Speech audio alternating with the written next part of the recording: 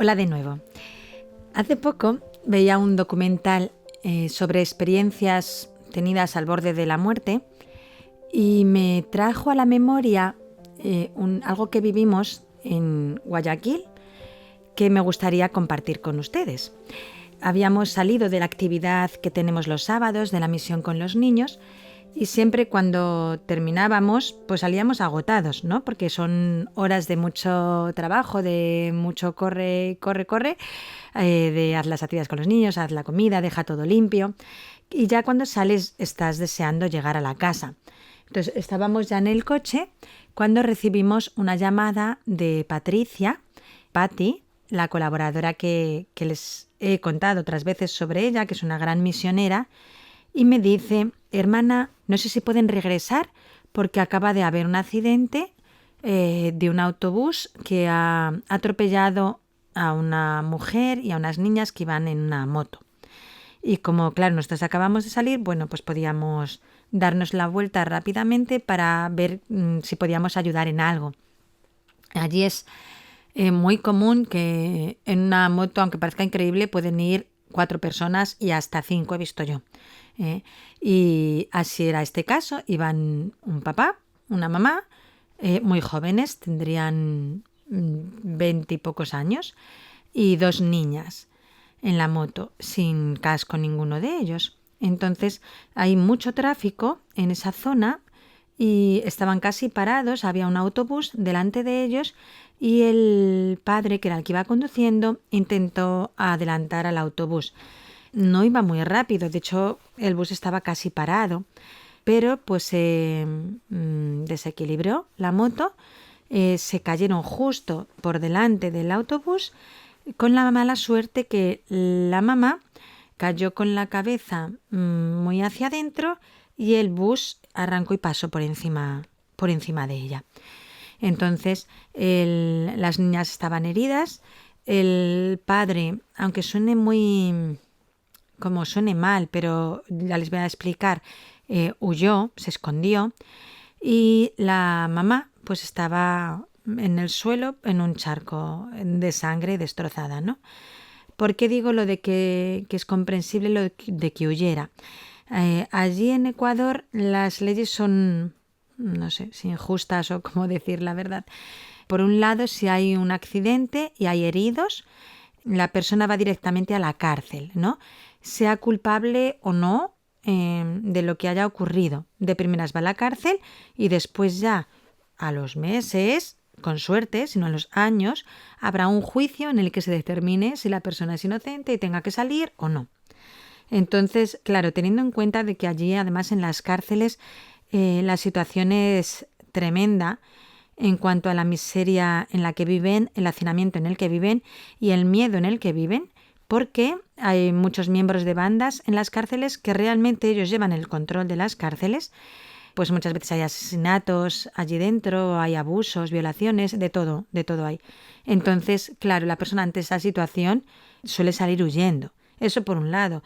Y otras veces, si hay testigos que consideran que esta persona es culpable, a veces es que le dan una paliza hasta que la matan. Entonces, bueno, pues lo normal es que ante un accidente la persona se esconda, ¿sí?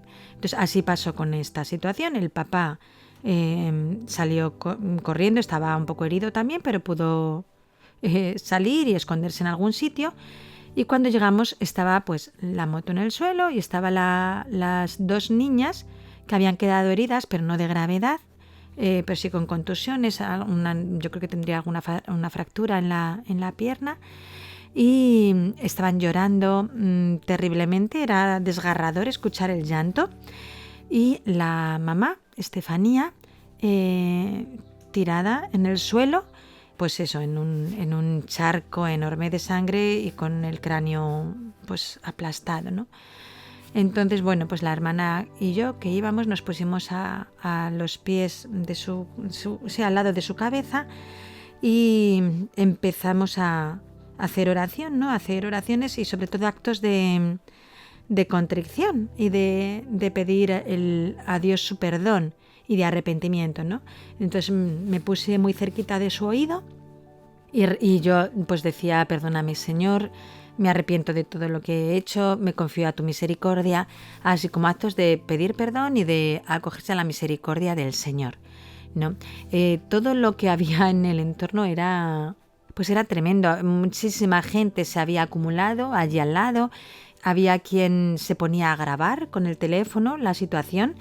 Eso también es algo que nos enfada mucho, ¿no? Porque es curioso cómo nos hemos acostumbrado tanto a ver las cosas a través de una pantalla que casi el verlo a través de la pantalla hace que pierda su realismo.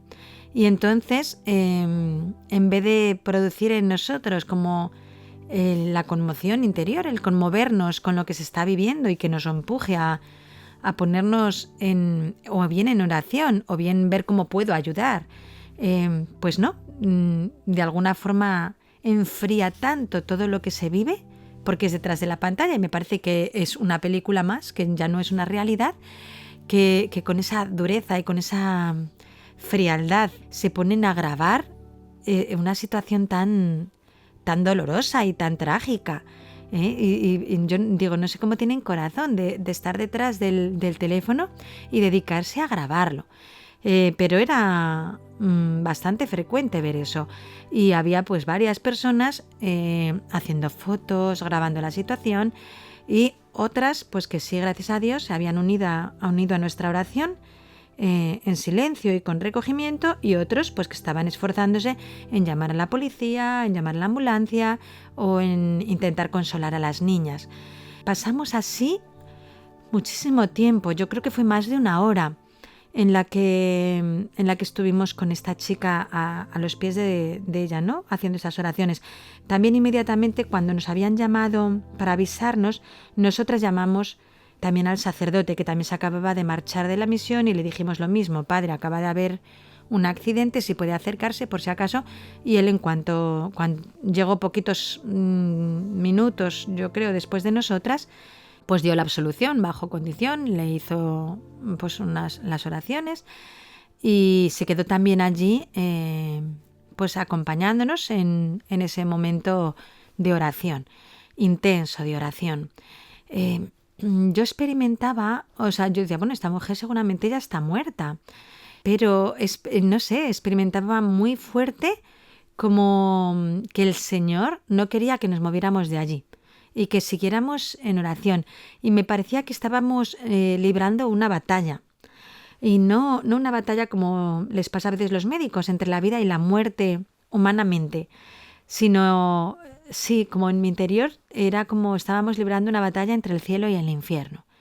Así que no nos movíamos de su lado, pasaba el tiempo y pasaba el tiempo. Yo recuerdo estar pues así con toda la sangre al lado, que ya hace muchísimo calor, entonces enseguida empezó ya a oler mal, pero no llegaba la ambulancia ni la morgue, que son las que se llevan ya pues luego el cuerpo cuando ya es un fallecimiento. Y al cabo de casi, yo creo, una hora, quizá algo más, llegó la ambulancia, pero bueno, pues la mujer, ellos determinaron que ya estaba muerta y que lo que hacían era llevarse a las niñas. En ese momento todo el mundo me empezó casi a empujar, diciendo: vaya usted, madre, vaya usted con las niñas. Y yo sí me subí a la ambulancia. No conocía de nada a esta señora, no conocía nada a las niñas, pero no sé, pues ante el empuje de las personas y que por carácter pues me sale el querer intentar ayudar de alguna forma o solucionar la situación, pues me subo a la parte de atrás de la ambulancia con las niñas y experimento muy fuerte como el empuje del Señor de que me tenía que bajar y que yo donde tenía que estar era al lado de esta señora y siguiendo mi oración, además en voz alta. Así que nada, pues contra mi natural de querer irme con las niñas, me bajo de la ambulancia, pido a otra señora: por favor, suba usted, y me pongo de nuevo de rodillas a la cabecera de esta chica a seguir con la oración. Estuvimos todavía un buen rato en oración allí, el sacerdote, el padre, con la otra hermana y yo. Rezamos la corona de la Divina Misericordia, empezamos un rosario, seguíamos haciendo continuamente actos de contrición, hasta que ya llegó la policía, llegó la morgue para llevarse a Estefanía, así nos enteramos luego de que se llamaba la chica. Así que en ese momento, una vez que ya se la llevaron, nosotras pues nos marchamos, ¿no? Nos fuimos al coche y volvimos a la casa. Recuerdo estar pues mucho tiempo, durante días, también la otra hermana lo comentaba, bajo la impresión de lo que habíamos vivido. Y sobre todo eso, bajo la impresión de haber como librado una batalla. Yo a veces hacía la reflexión de decir, bueno, pues si ya estaba muerta, no era que hemos llegado cuando todavía estaba viva, aunque bueno, no lo sé, porque habíamos llegado inmediatamente. Pero claro, al haber pasado por encima de la cabeza, pues piensas que hubo una muerte instantánea. Entonces dices, bueno, si cuando llegamos ya estaba muerta. Pero, no sé, nuestra sensación era de que nuestra presencia allí y la oración que hiciéramos por esta chica era como determinante para su final o para su principio. Sí, en la vida eterna, para su cielo o su infierno. Yo no tengo ni idea, claro, no estamos en la mente ni en el corazón de Dios. Pero esa fue la experiencia que teníamos nosotras. Como que nuestra madre, además yo lo experimentaba como venido de la Virgen, nuestra madre quiso que estuviéramos en ese momento final de esta chica para ayudarla a su salvación. Esa era como la convicción que teníamos, como que esos momentos últimos sí habían sido determinantes para ayudarla, ¿no? Entonces cuando luego hace poquito pues vi ese vídeo sobre experiencias cercanas a la muerte, que es de personas que, bueno, clínicamente se las ha declarado como muertas, pero que han vuelto a la vida, estas experiencias típicas que solemos escuchar, que dicen que ven una luz, que tal, yo no tengo ni idea de si son reales, si no, si qué es lo que pasa ahí o no.